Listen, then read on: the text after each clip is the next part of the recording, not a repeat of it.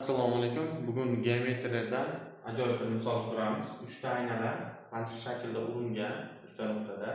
O'sha urilgan nuqtalardan ham aynalar o'tkazsak, uni radiusi r bo'ladi. Demak, bu aynalarniki A, buniki B, buniki C bo'lsa, r ni A, B, C orqali ifodalanyapti. Demak, nima qilamiz bu yerda? Formula bor edi. Formulani oldin mana bunday chiziqqa o'tkazib olaylik. Xo'p.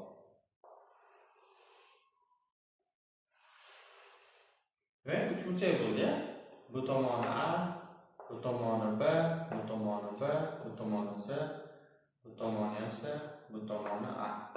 Demak, tomonlari A qo'shilgan B, B qo'shilgan C, A qo'shilgan C. Demak, üç burçak hosil bo'ldi. Demak, üç burchak yuzi yarim perimetr ko'paytirgan ichki chizilgan radius edi. Konkret bizga ichki chizilgan radius kerak yoki genom formasi P minus masalan mana tomon B plus C. Demek P minus A plus C. P minus A plus C A plus B. A plus B. Demek şu tenglamadan foydalanib ishlaymiz. Demek buni kvadratga oshirib olishdan oldin ichini yana bir soddalashtirib olaylik. Demek bu nima bo'ladi? Demek bu rizosida P o'zi nima edi? 2 ta A, 2 ta B, 2 ta C edi.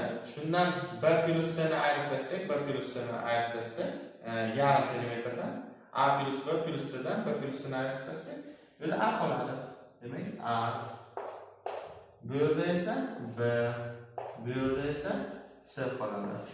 Demek P ko'paytirilgan chizgan radiusi rizosida P A B C. Endi kvadratga oshirib nima qilamiz? P o'zi nima edi bizda? P bu yarim perimetr. Ya'ni 2 ta A, 2 ta B, 2 ta C.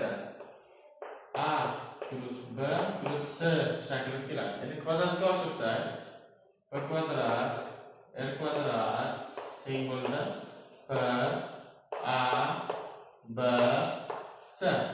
Bitta P bilan bu yoqlarni qisqartirsak, R kvadrat teng bo'lar ekan A plus